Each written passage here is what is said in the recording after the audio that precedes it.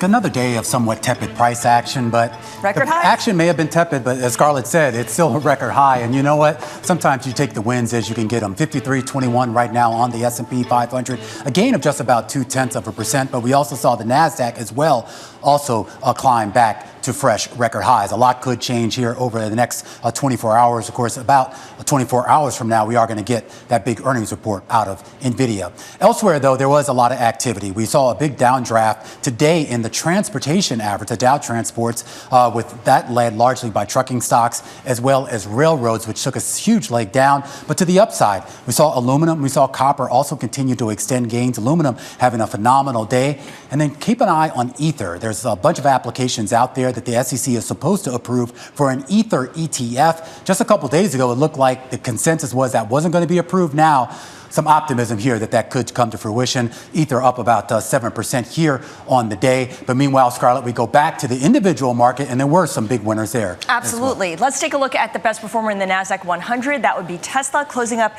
6 2/3%. Morgan Stanley reiterating its overweight rating, but at the same time, there's a group of shareholders urging others, to reject the $56 billion pay package that the board is now seeking investor approval on. The group says that Elon Musk, the CEO, is distracted by the 5 other companies that he controls, and he's not really serving the car maker's best interests. So we'll keep you posted on those developments. In the meantime, you also have Nordson, one of the big decliners here, off by 9.4%, plunging the most in 14 months.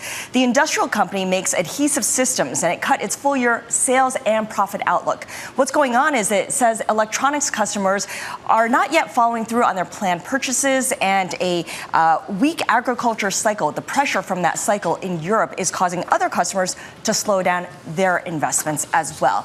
Now, our top story this hour is how inflation is changing our preferences for everyday needs, such as cosmetics, food, and drinks.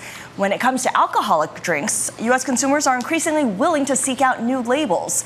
According to a recent Bloomberg Intelligence survey, brand loyalty matters most for beer and wine, but has become less important for spirits. And one reason why: aggressive price hikes imposed by the producers over the past year. The survey found taste is the most important factor, followed by price, alcohol content, and then brand.